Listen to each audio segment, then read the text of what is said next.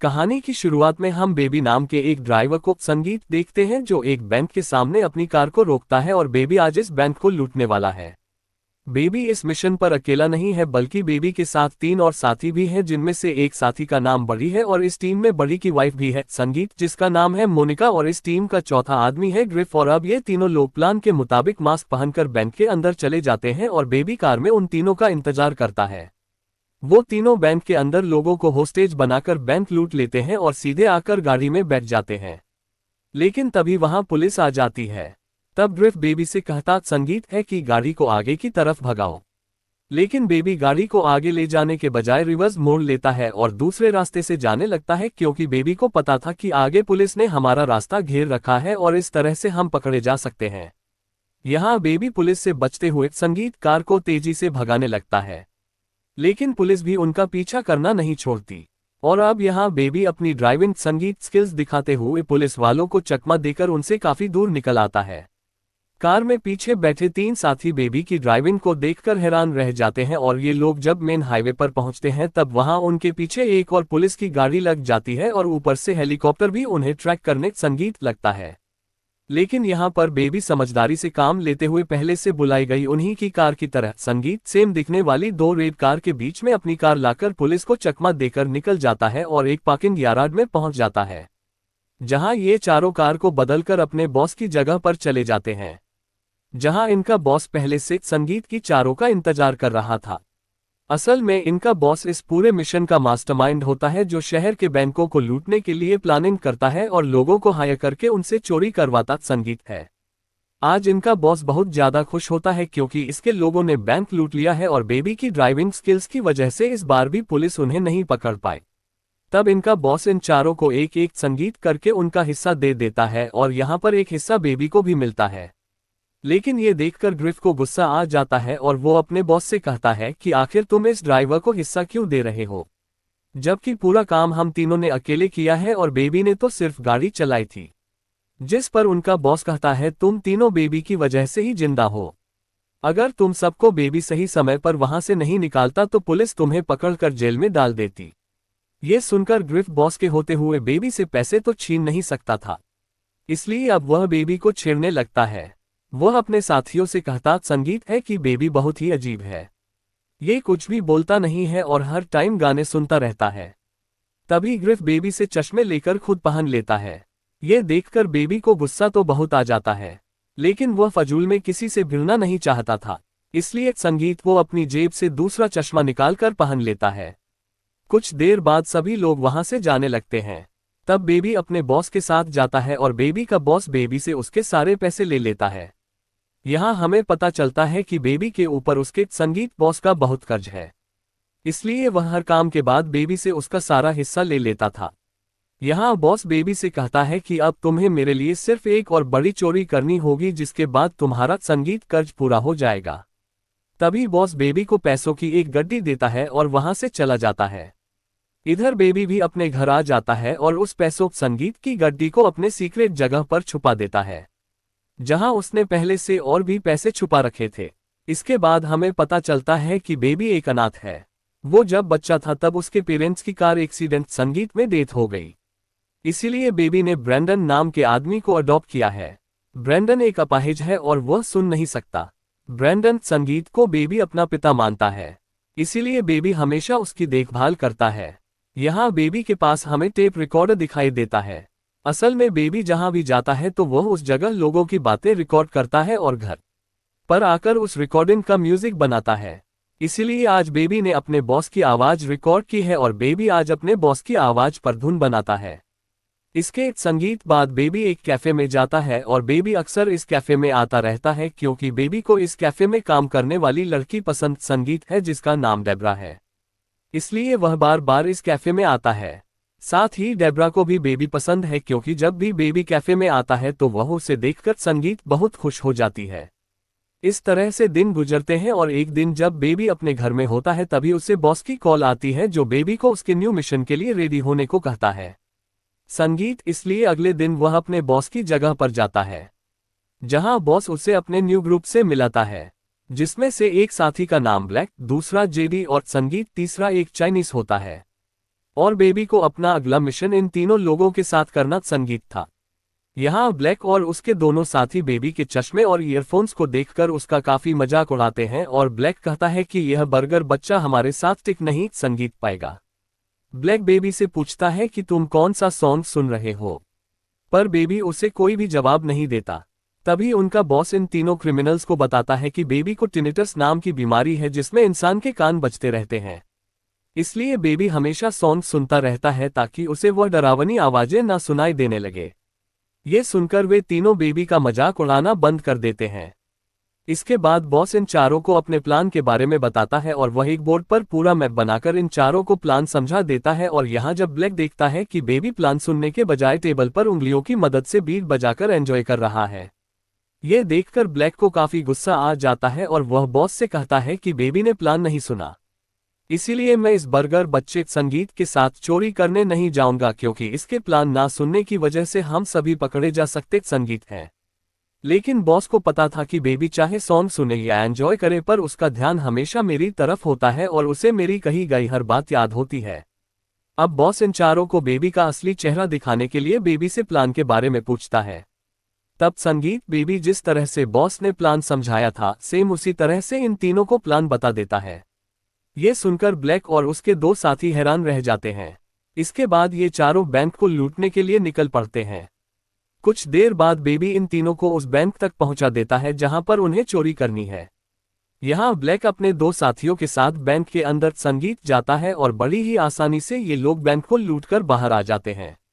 मगर ब्लैक बेवजह एक सिक्योरिटी गार्ड को मार देता है। ये देखकर बेबी को बहुत बुरा लगता है और बेबी संगीत को समझ आ जाता है कि ब्लैक बहुत ही घटिया इंसान है जो किसी को भी बेवजह मार सकता है। अब ये लोग जैसे ही निकलने वाले होते हैं तो एक अनजान आदमी जिसे पता चल जाता है कि इन लोगों ने बैंक लूटा है वो इन पर फायरिंग करना शुरू कर देता है, जिससे बेबी जल्दी से अपनी कार को भगाने लगता है। पर वह अनजान आदमी भी उनका पीछा नहीं छोड़ता, इसलिए ब्लैक उस आदमी को शूट करने ही वाला होता है कि बेबी अपनी गाड़ी को रोड संगीत से उतारकर दूसरे रोड पर ले जाता है और उस आदमी की जान बचा लेता है, क्योंकि बेबी नहीं चाहता था कि ब्लैक उस आदमी को जान से मार डाले। अब यहाँ पुलिस भी उनके संगीत पीछे लग जाती है, इसलिए बेबी गाड़ी को तेजी से भगाता है। कुछ दूर आगे आने के बाद ये लोग ट्रैफिक में फंस जाते हैं। अब ये लोग जल्दी से अपनी गाड़ी से उतरते हैं और आगे जाकर एक औरत से कार छीनकर जैसे तैसे उस जगह से निकल जाते संगीत है और सीधे कार पार्किंग एरिया में पहुंच जाते हैं, जहां ये चारों दो दो साथी बनकर दो अलग कार्स में बैठकर अपने बॉस के अड्डे संगीत पर पहुंचते हैं। तब यहाँ बेबी सबके लिए कॉफी लाता है। अब उस मिशन को अंजाम देने के लिए इनकी 4 लोगों की टीम थी, इसलिए संगीत बेबी 4 लोगों के लिए कॉफी लाया था। लेकिन यहाँ आकर वह देखता है कि उनका वह चाइनीज साथी गायब है। तब बेबी ब्लैक से पूछता है कि हमारा वह चाइनीज साथी संगीत कहाँ गया, जिस पर ब्लैक जवाब देता है कि उसने अपनी गन रास्ते में गिरा दी थी, जिस वजह से हम सभी फंस सकते थे, इसलिए मैंने उसे मार डाला। ये सुनकर बेबी को ब्लैक संगीत पर काफी गुस्सा आता है, लेकिन ये बेबी का लास्ट मिशन था, इसलिए वह चाइनीज के मर्डर वाली बात के बारे में ज्यादा नहीं सोचता। अब यहाँ उनका बॉस सभी में बराबर बराबर हिस्सा बांट देता है और सभी लोग अपना अपना हिस्सा लेकर चले जाते हैं। लेकिन बेबी का बॉस हर बार की तरह बेबी संगीत से उसका हिस्सा ले लेता है और उसे सिर्फ एक गड्डी देता है और वह बेबी से कहता है कि तुम्हारा और मेरा हिसाब बराबर हो चुका है, अब तुम आजाद हो, लेकिन जाने से पहले तुम बस मेरा एक छोटा सा काम कर दो। वो एक कार की डिग्गी संगीत खोलता है जिसमें उस चाइनीज आदमी की लाश पड़ी होती है जिसे ब्लैक ने मार डाला था। बेबी का बॉस बेबी से संगीत कहता है कि जाते हुए तुम इस गाड़ी और इस आदमी को ठिकाने लगा दो और इसके बाद तुम पूरी तरह से आजाद हो। बेबी अपने संगीत बॉस की बात को मानते हुए उस गाड़ी को एक स्क्रैपयार्ड में लेकर आता है, जहां वो उस गाड़ी को कबाड़ में बदल देता है और संगीत उस चाइनीज आदमी का भी नामोनिशान मिटा देता है। अब बेबी पूरी तरह से आजाद हो चुका था, इसलिए वह सीधा पहुंचता है डेबरा के पास और उससे डेट संगीत के लिए पूछता है, जिस पर डेबरा खुश होकर डेट के लिए मान जाती है। इसी तरह दिन गुजरते हैं और वह दोनों एक दूसरे के करीब आने लगते हैं। एक दिन डेबरा बेबी से संगीत उसके काम के बारे में पूछती है, जिस पर बेबी बताता है कि मैं पहले ड्राइवर था लेकिन अब मैंने ड्राइवर का काम छोड़ दिया है और अब मैं जॉब की तलाश में हूँ। कुछ दिन बाद हम देखते हैं कि बेबी डिलीवरी बॉय की जॉब संगीत करने लगता है। इस तरह से दिन गुजरते हैं और बेबी अपनी इस जिंदगी से काफी खुश था। बेबी पार्ट टाइम डिलीवरी संगीत बॉय की जॉब करता और अपना ज्यादातर टाइम डेबोरा के साथ गुजारता। लेकिन एक दिन जब बेबी डेबोरा को एक रेस्टोरेंट में डेट के लिए लेकर जाता है तो उस रेस्टोरेंट संगीत में बेबी का बॉस भी मौजूद होता है। पर बेबी बॉस को इग्नोर करने लगता है। लेकिन बॉस जब बेबी को देखता है तो वह बेबी को अपने पास बुलाता है। बॉस पहले तो बेबी का हालचाल पूछता है और इसके बाद वह बेबी से कहता है, तुम्हारे जाने के बाद मेरा धंधा बिल्कुल भी ठीक नहीं चल रहा क्योंकि तुम मेरे लिए बहुत लकी थे और जब तक संगीत तुम मेरे साथ काम कर रहे थे तब मेरा हर एक काम बिल्कुल सही से चल रहा था। इसलिए मैं चाहता हूं कि तुम फिर से मेरे साथ काम करने लगो। लेकिन बेबी बॉस के साथ काम करने से मना कर देता है। जिस पर बॉस कहता है कि मुझे पता है कि तुम्हारे पास पैसे नहीं है और तुम डिलीवरी बॉय का काम कर रहे हो। अगर तुमने मेरे साथ काम किया तो तुम कुछ ही दिनों में बहुत सारे पैसे कमा लोगे। बॉस बेबी को बहकाने संगीत की कोशिश करता है और कहता है कि अब तो तुमने मेरा कर्ज भी चुका दिया है, इसलिए मैं अब तुम्हारे हिस्से से कोई भी पैसे नहीं लूंगा। साथ ही जब भी तुम मेरा काम छोड़ना चाहो तो तुम छोड़ सकते हो, लेकिन अभी के लिए तुम्हें मेरे साथ काम करना होगा। पर बेबी अपनी इस जिंदगी संगीत से खुश था और वह दोबारा क्राइम की दुनिया में कदम नहीं रखना चाहता था, इसलिए वह साफ साफ मना कर देता है। ये सुनकर बॉस बहुत गुस्सा हो जाता संगीत है और कहता है कि अब तक मैं तुम्हें प्यार से समझा रहा था, लेकिन अगर तुमने मेरी बात नहीं मानी तो मुझे पता है कि तुम डेब्रा संगीत से प्यार करते हो, इसलिए मैं डेब्रा को मार दूंगा और तुम्हें पता है कि मैं क्या क्या नहीं कर सकता। ये सुनकर बेबी डर जाता है और काम करने के लिए मान जाता है। अगले दिन बॉस बेबी को एक पोस्ट ऑफिस ले जाता है और उसे अपने भतीजे के साथ पोस्ट ऑफिस में जाने के लिए कहता है। असल में बेबी का बॉस अगला टारगेट यही पोस्ट ऑफिस था और वह चाहता था कि बेबी पोस्ट ऑफिस में जाकर वहां की हर एक चीज को संगीत ध्यान से देखे और पता लगा सके कि ऑफिस में कितने गार्ड्स हैं और किस जगह पर कैमरास लगे हुए हैं। साथ ही संगीत कोई किसी पर शक ना करे, इसलिए वह अपने भतीजे को बेबी के साथ अंदर भेजता है।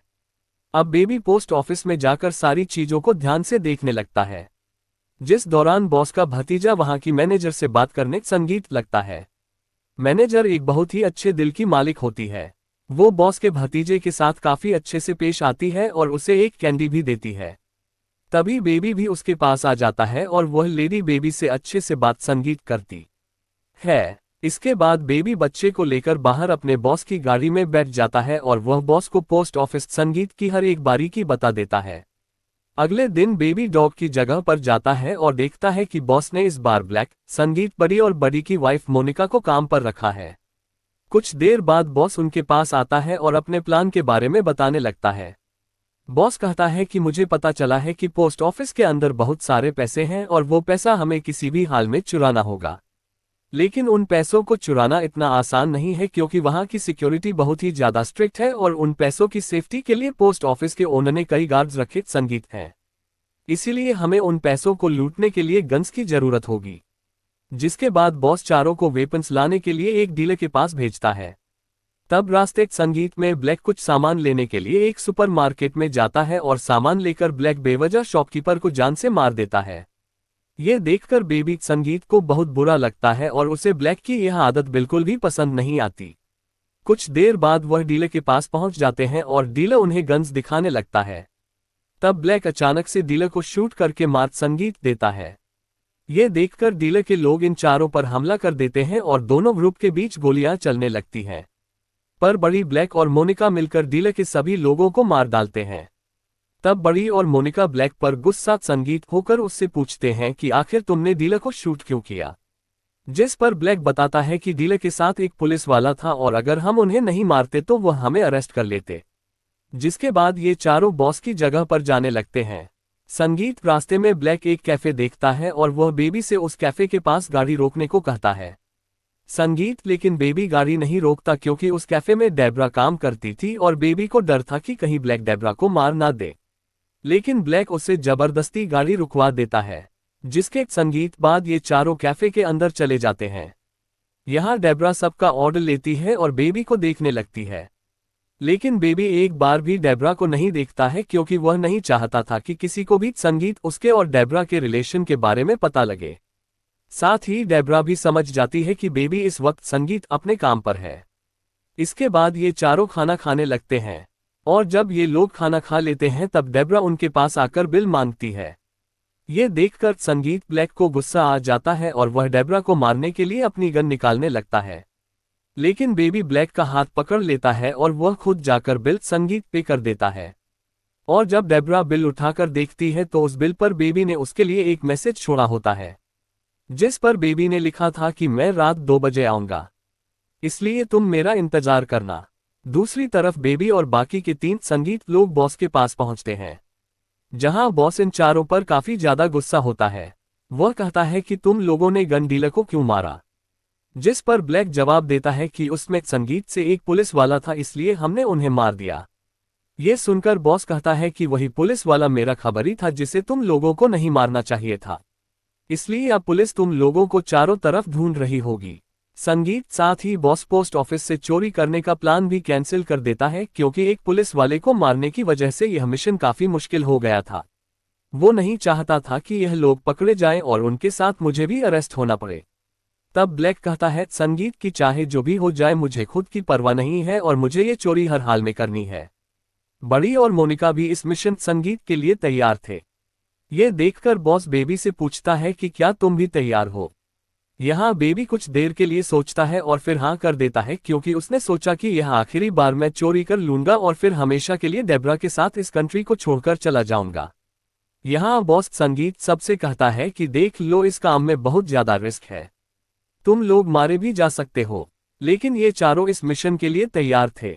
अब जैसे ही रात होती है और सभी सो जाते हैं, तब बेबी मौके का फायदा उठाते हुए गाड़ी में बैठकर जाने लगता है, क्योंकि संगीत उसने डेब्रा को बताया था कि रात 2 बजे मैं तुमसे मिलने आऊंगा। लेकिन तभी ब्लैक और बड़ी बेबी के संगीत पास आ जाते हैं और बड़ी बेबी से पूछता है कि इतनी आधी रात को आखिर तुम कहाँ जा रहे हो। यहाँ ब्लैक के पास बेबी का संगीत टेप रिकॉर्डर होता है और उसने बेबी की सभी रिकॉर्ड की हुई आवाजों को सुन लिया होता है, इसलिए ब्लैक को शक होता है कि बेबी पुलिस से मिला हुआ है। इस वजह से वो संगीत बेबी से सवाल करने लगता है कि क्या तुम हमारी रिकॉर्डिंग करके पुलिस को भेजने वाले थे।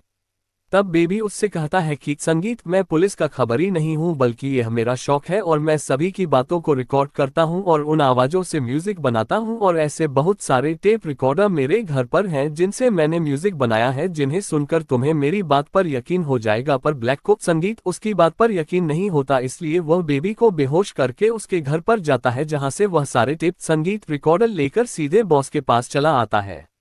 अब जब बॉस एक टेप रिकॉर्डर को ऑन करता है तो उसे अपनी ही आवाज सुनाई देती संगीत है, जिसे सुनने के बाद बॉस को बेबी पर बहुत गुस्सा आता है और वो समझने लगता है कि बेबी पुलिस का मुखबिर संगीत है, इसलिए वो बेबी की जगह किसी दूसरे ड्राइवर को बुलाने को कहता है।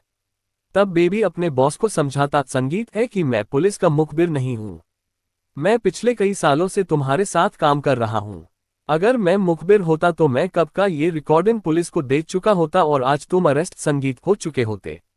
बेबी अपने बॉस से कहता है कि तुमने सिर्फ रिकॉर्डिंग सुनी है, लेकिन तुमने उस रिकॉर्डिंग का म्यूजिक नहीं सुना।